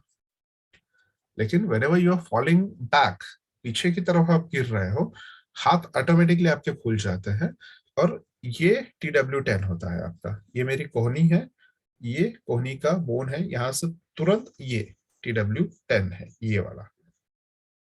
तुरंत उसके ऊपर ये TW10। इंडेक्स फिंगर में हम यहाँ पे लेते हैं ये आपका रिस्ट जॉइंट, ये एंकल जॉइंट, एंकल जॉइंट के बीचों बीच ठीक ऊपर यहाँ पे TW10 होगा। मैं आपको ब्लैक डॉट करके दिखा देता हूँ। वहां पे वर्टिगो के लिए होता है, दोनों को बता रहा हूँ, वर्टिगो भी वो भी बता रहा हूँ। क्यों पीछे फॉल डाउन होने पे यहीं पे आपको लगता है, इसका एक बहुत ही इंपॉर्टेंट रीजन है कि दिस इज ये आपके स्पाइन का अलर्ट सिस्टम का पॉइंट है। जैसे आपके यहाँ पे होता है ना, मॉल्स में वगैरह जाते हो या किसी बड़ी बिल्डिंग में रहते हो, आपके घर में आजकल सिक्योरिटी सिस्टम्स होते हैं हमारे यहाँ पे, थोड़ा भी कहीं धुआं उठे, आग लग जाए, तुरंत वो चीज अलर्ट हो जाएगी, तुरंत लाइट्स बंद कर देगी, पानी उड़ाना शुरू कर देगी, सब जगह पे अलार्म बजना शुरू हो जाएगा। तो ये अलर्ट सिस्टम हो गई। ठीक उसी तरह से और विद इन मतलब फ्रीक्वेंसी ऑफ सेकेंड्स में आप जमीन तक पड़ने के, आप जब तक आपका हाथ लड़ेगा और आप जमीन तक गिरोगे, उसके 10वें हिस्से में ये पूरा आपका जो बैक है, पूरी स्पाइन जो है, उसको सेव कर लेता है और पूरी वहां पे शट डाउन कर देता है, उसको पूरा कवर अप कर लेता है कि अब आप गिरोगे तो आपको नहीं लगेगा। आपको भी लगेगा लेकिन आपकी स्पाइन में कहीं पे कुछ नहीं होगा। पीठ में लग जाए, कमर में लग जाए, हड्डी हड्डी सरक जाए, टूट जाए, लेकिन स्पाइन से रिलेटेड इश्यूज नहीं होंगे। हाँ, वो मार उतनी जोरदार नहीं होनी चाहिए। तो ये नेचुरली होता है। कई बार आपने नोटिस किया होगा, आपको या किसी और को, यहाँ पे टच होते ही हाथ में जोर से करंट जैसा दौड़ जाता है। लोग कई बार ये करते हैं, अरे बाप रे पता नहीं क्या हुआ, थोड़ा सा टच हुआ, ऐसा लगा पूरे हाथ में करंट दौड़ गया। लोग तुरंत उसको लेके मलना शुरू करेंगे। तो ये बॉडी की अपनी सिक्योरिटी सिस्टम है, और यहाँ पे ये काम करता है TW10। बहुत ही एक्सपर्ट पॉइंट होता है ये, इसको कुछ आपको करने की जरूरत नहीं होती, इतना फास्ट रिएक्ट करता है ये। पूरी आपकी स्पाइन को, मसल्स को टाइट कर देगा, स्पाइन को पूरा कवर अप कर देगा कि अब आप गिरो तो आपको कुछ नहीं होने देगा। क्यों ऐसे करता है? आपकी स्पाइन में एक छोटा सा आघात, एक छोटी सी दुर्घटना आपके स्पाइन के साथ पूरा जीवन अस्त व्यस्त हो जाएगा। कई बार ये जानलेवा भी हो जाता है। इसीलिए शरीर के दोनों तरफ दिए हुए, और एक नॉर्मल ही हमारी टेंडेंसी होती है, एक नेचुरली वो ये हो जाता है। अब आप खुद को ही देखो या आप किसी और को, आप उसको मत बताओ, सोफे के पास ही खड़ा हो, आप उसको ढकेलो सिर्फ ऐसे, अब जैसे ढकेलोगे उसके हाथ तुरंत ऐसे खुल जाएंगे, तुरंत हाथ खुलेंगे, जैसे वो पीछे की तरफ फॉल बैक होने लगेगा, तुरंत हाथ ऐसे खुल जाएंगे। ये नॉर्मल ये होता है। वो सोफे में भी गिरेगा लेकिन उस समय पे ये दो चीजें भी उसके कहीं ना कहीं रगड़ खाएंगी ही खाएंगी। ये इंपॉर्टेंट होता है। दूसरा, वर्टिगो के लिए कहा क्यों ये सबसे सुंदर पॉइंट है, इसलिए बता रहा था कि अगर आपको चक्कर आ रहे हैं और कुछ भी किए, आपके चक्कर नहीं रुक रहे हैं, एक्यूप्रेशर के अलावा आपने सब कुछ कर लिया, चक्कर नहीं रुक रहे हैं, आप हॉस्पिटल में भी जाओगे, एक घटिया सी गोली पकड़वा देंगे आपको कि इसको खा लो और घर लेके जाओ, पेशेंट को रखेंगे नहीं वहां पे, या एडमिट करवा लेंगे कि अंडर ऑब्जर्वेशन। वो पेशेंट बेचारा वहां पे चक्कर पे चक्कर खा ही रहा है, घूम ही रहा है। तो ऐसे इसमें क्या करना है, ये है आपका TW10, दिख रहा है यहाँ पे। अब दिख रहा है ये wrist joint, ankle joint, ankle joint देखिए मैंने बेंड कर लिया, एंकल जॉइंट के तुरंत ऊपर ये ब्लैक डॉट दिख रहा है, ये है TW10 आपका वर्टिगो के लिए, टिनाटस के लिए। बस एक ब्लैक डॉट लगा देना है वहां पे। ये भी इफेक्टिव होता है क्योंकि आप लोग सीख रहे हैं, आप डायरेक्टली वहां पे मेथी भी अप्लाई कर सकते हो, या आप इसको टोन करके भी यूज कर सकते हो। White side up, after application white side should be visible. तो आप उसको टोन करके भी यूज कर सकते हो, लेकिन शुरुआती इसमें मैं कहूंगा मेथी लगाइए, इनफ होगा। क्योंकि कई बार अगर बीपी वगैरह से संबंधित समस्या हो तो हमें पहले ये समझना होता है कि ये हो क्यों रहा है, लो बीपी हाई बीपी, तो उसमें टोन सेडेशन ये होता है, बेहतर यही होता है ब्लैक डॉट लगा लो या वहां पे मेथी सीड लगा लो आप। ठीक है, सिंपल है। एक छोटा सा और एक पॉइंट है, यहाँ पे दो चीजें हैं उनको देख लेते हैं। कानों के ये जो आंख के पास आके खत्म होता है, आंख के आईब्रोज के यहाँ पे आके खत्म होता है TW23। ये सबसे बेहतरीन पॉइंट है, सबसे बेहतरीन पॉइंट इसको कहा जाता है दिमाग को शांत रखने के लिए। दिमाग को शांत रखने के लिए इसको सबसे बेहतरीन समझा जाता है। या कई बार आपने देखा होगा जब कोई बहुत ज्यादा स्ट्रेस में हो और स्ट्रेस के कारण अगर सर दर्द आया हो तो वो हमेशा यहीं पे मिलेगा आपको, ये वाले जो गोल वाले हिस्से होते हैं आपके। और जब आप यहाँ पे मसाज करते हो तो शायद व्यक्ति हाथ नहीं लगाने थे, लेकिन यहीं पे आईब्रोज के बगल में आप यहाँ पे सिर्फ प्रेस करो और हल्के हल्के मसाज करो तो ये स्ट्रेस को भी तुरंत वहां से हटा देता है। गुस्सा हो कुछ भी हो मस्तिष्क को तुरंत शांत करता है ये। ठीक है, TW23 तो ये काफी इंपॉर्टेंट पॉइंट है, इसको देख लीजिए, ध्यान कर लीजिए। तो और हाँ मुझे लगता है ये इतने काफी हो गए। आज हम लोग यहीं पे खत्म करते हैं, 5:45 बज रहे हैं। आप में से किसी को कुछ क्वेश्चंस पूछने हैं 15 मिनट्स हैं आपके पास, पूछ सकते हैं। कोशिश कीजिए जो अभी देखा आपने सीखा अभी इसी से रिलेटेड क्वेश्चंस हो तो ज्यादा बेटर होगा, क्योंकि बाकी के क्वेश्चंस हम लेंगे धीरे धीरे, आप जैसे पढ़ते चलेंगे आगे बढ़ते चलेंगे उनके बारे में देखते रहेंगे वहां पे। ठीक है सर जैसे क्वेश्चन है? फीवर TW2 फीवर के लिए है सर, तो हम्म, इसमें क्या बोलते, जब भी किसी ने पूछा था आपने कि फीवर जो आता है टाइफाइड, उसमें भी यूज होगा ये? फीवर फीवर है, कोई भी फीवर हो। अच्छा, अब खूब पसीना आपने आता है। खुद ही उसको नाम दिया है ना फीवर, तो फीवर है, कोई भी फीवर हो, तो जितने भी फीवर के पॉइंट हो, कोई भी फीवर हो, टाइफाइड का हो, मलेरिया का हो, लू डेंगू का वगैरह में, लू का डेंगू हो, वगैरह। वो डेंगू का हो, फीवर तो फीवर ही है, कोई भी ओके सर, फीवर हो उसमें यूज होगा वो। चलिए। हाँ, जहां पे स्पेसिफिकली अलग से बताया जाए कि विदाउट स्वेट वाले फीवर के लिए है, तो ड्राई फीवर के लिए है तो वहां पे स्पेसिफिकेशन दिया है ना उसका। लेकिन जिसको सिर्फ कह दिया है कि हाँ ये फीवर के लिए, तो किसी भी फीवर में चलेगा, उल्टा वो सबसे पहले लगाने चाहिए। हाँ, specification dry fever with sweat fever, तो ये अलग अलग हो गए। पेरिकार्डियम वाले पॉइंट ड्राई फीवर की है, ट्रिपल वाले पॉइंट विथ स्वेट वाले फीवर के हैं। तो ये डिफरेंस इसलिए तो वहां पे डिटेल में इतना बताया ना। ठीक है, चलिए, एनीवन एल्स? सर जी अंजू जी। सर आपने बताया था कि जीभ की रूट में यदि पेन हो या स्किन डिजीज हो तो हम P7 पर ट्रीटमेंट देते हैं। तो सर बिल्कुल मुझे टंग का रूट नहीं समझ आया, क्या टंग के नीचे या टंग के पीछे कॉर्नर में? नहीं, रूट न नीचे है न पीछे है न साइड में है न कॉर्नर में है, रूट अंदर की तरफ होगा। और जब जीभ में दर्द होगा तो व्यक्ति खुद ही बताएगा कि जीभ की जड़ में दर्द हो रहा है। ये तब तक नहीं समझ में आएगा जब तक अपनी खुद की जीभ के जड़ में दर्द नहीं होता है। लेकिन जो क्योंकि हमको समझना है कैसे है, तो एक चम्मच ले लीजिए, उसको उल्टा करना है या सीधा ही रखिए, शीशे के सामने जाके खड़े हो जाइए, जीभ को पूरा बाहर निकालना है और उस चम्मच को अंदर रखते हुए दबाइए ऐसे, और फिर टॉर्च कीजिए। फिर आपको टंग की रूट दिखाई देगी वहां पे, या उसको थोड़ी देर होल्ड करके रखोगे तो एक 2-4 सेकंड के लिए आपको रूट में पेन स्टार्ट हो जाएगा, तो आपको पता चल जाएगा रूट कहाँ है।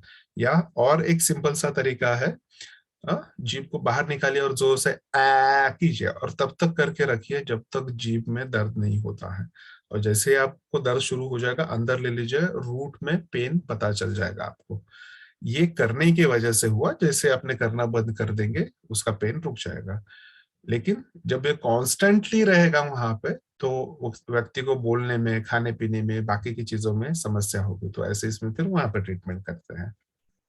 ठीक है, ओके सर, थैंक यू। धन्यवाद। चलिए, एनीवन एल्स? सर एक क्वेश्चन था। जी सुजीत सिंह सर, बोलिए सर। ये हमने ब्रेन हमारा बहुत मतलब एक जो है मेन ऑर्गन है जो मतलब फिजिकली सिचुएटेड है अपने उसमें हेड के अंदर, लेकिन हाँ हमने स्कल इसको में किसी भी एलिमेंट में नहीं लिया है। लिया है ना सर, अभी पेरिकार्डियम में कहा ना हमने। तो पेरिकार्डियम को ब्रेन माना जा सकता है? एब्सोल्युटली ब्रेन ही मानना पड़ेगा, इसलिए तो वो दोनों मैंने चित्र वहां पे लगा के रखे हैं, देखिए दिखा रहा हूँ मैं तो आपको। लगाया है, लेकिन हमें कहीं भी ऑर्गन जब हम पढ़ते हैं अपने 5 एलिमेंट, तो उसके अंदर जो है कहीं भी 5 एलिमेंट के अंदर इसको शो नहीं किया है। नहीं नहीं नहीं, वहां पे देखिए उनका कहना ये था कि दिमाग घुटने में होता है, तो इसीलिए ये यहाँ पे है। तो pericardium is the or can be considered as a brain. Brain as a brain ही उसको यहाँ पे लिया जाता है। हार्ट का सिर्फ हार्ट के लिए काम करता है, हार्ट का सिक्योरिटी सिस्टम है, तो हार्ट की वर्किंग में भी वो उसकी हेल्प करता है, उसको कंट्रोल करता है, नियंत्रित करता है, सारी चीजें वहां पे करता है। लेकिन ठीक उसी तरह से ये उसको कंट्रोल भी करता है। इन एंड यांग साइड के हिसाब से पेरिकार्डियम और ट्रिपल वॉर्मर, इन दोनों को एज अ ब्रेन भी आप ट्रीट कर सकते हो। इवन जब ब्रेन की सबसे ज्यादा ये होते हैं तो उसमें हम इन दोनों को भी ट्रीट करते हैं। और जब स्पेसिफिकेशन पे आएंगे तब हम अब कल देखेंगे हम, तो वहां पे आपको पता चलेगा कि स्पेसिफिकली अगर आपको ब्रेन के किसी हिस्से तक जाना है तो उसके लिए कौन सी मेरिडियन है। वो कल होगी आपकी गॉल ब्लैडर और लीवर वाली, तो वो भी है। लेकिन डायरेक्टली जब एक पूरा ब्रेन करना है आपको, तो फिर आप पेरिकार्डियम यिन पोर्शन, ट्रिपल वामा यांग पोर्शन से कर सकते हैं आप उसे। Thank you sir. ये देखिए, ये है आपका ब्रेन पूरा, दिख गया जी। गॉल ब्लैडर की। ये 3 पूरे राउंड है यहाँ पे। जैसे अभी आईब्रोज के पास हमारा TW23 खत्म हुआ, वहां से ये स्टार्ट हो जाएगा गॉल ब्लैडर 1, कान के पास 2, 3, ये ऊपर अब यहाँ से ब्रेन स्टार्ट हो गया, यहीं से स्टार्ट हो गया ब्रेन 1 से ही। तो ये एक चक्कर, ये दूसरा चक्कर TW14 तक, और फिर तीसरा चक्कर ये पूरा।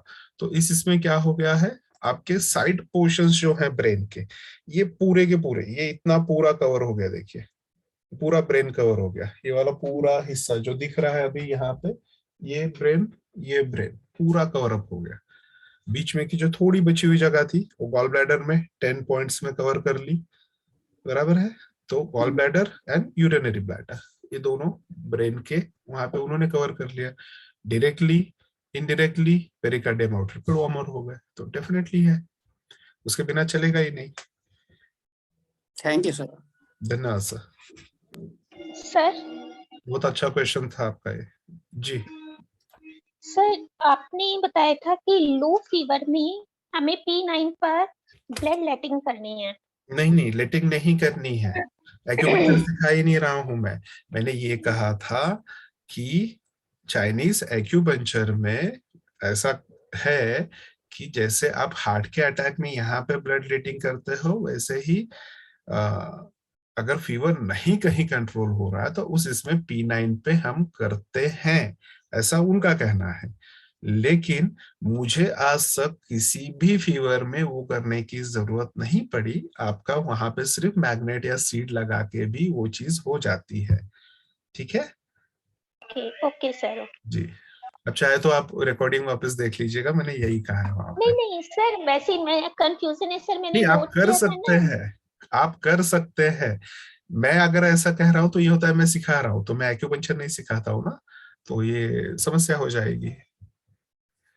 तो आप कर सकते हैं, या आप करते हैं, आप मतलब कौन, जो चाइनीज विद्वान थे वो करते थे, या आप कर सकते हैं, अपना ऑप्शन है। हाँ, जो लाइफ थ्रेटनिंग है उनके लिए डेफिनेटली आप कर सकते हो, कोई उसमें ये नहीं है। अगर आपको लग रहा है नहीं कंट्रोल हो रहा है, आप वहां पे पिन करके कर सकते हो, कोई इशू नहीं है। आपको किसी की जान बचानी है तो हमने सीखा। सर हाई फीवर होता है ना, जैसे 5 बुखार 6 बुखार चला गया, तो उस स्टेज में हम मतलब इंस्टेंट रिलीफ के 104 लिए से जैसे ऊपर जाने ही नहीं देना है, फीवर को 104 के ऊपर जाने ही नहीं देना है।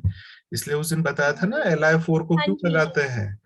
LI4 को फीवर में सबसे पहले कौन सा पॉइंट लगता है, LI4 लगता है। छोटे बच्चों में तो मस्ट है, छोटे बच्चों में बुखार दिमाग में बहुत तेजी से चढ़ता है, सबसे पहले वहां पे Li4 लगाते हैं। इसलिए Li4 सिर्फ यहाँ पे आप यहाँ पे एक मैग्नेट सीडेड करके लगा दोगे, वो फीवर कितना भी बढ़े वो यहाँ से ऊपर नहीं जाने देगा, और जाएगा भी तो टेम्परेचर को मेंटेन रखेगा। अगर वो 104 तक आ गया तो वो सिचुएशन बहुत खतरनाक होती है। 102 से ही लगा उसको शुरू कर दीजिए। फीवर लग रहा है, फीवरिश हो रहे हैं, तुरंत पॉइंट लगा देने हैं। कौन सा प्रॉब्लम है, वो एंटीबायोटिक्स या बाकी की चीजें या प्रोसीन वगैरह पैरासीटामोल ये वो खाने से पहले इसको लगाइए, कंट्रोल कीजिए इस पे। अगर आपको फिर, और जो आज मैंने शुरुआत की थी कि पैनिक नहीं होना है।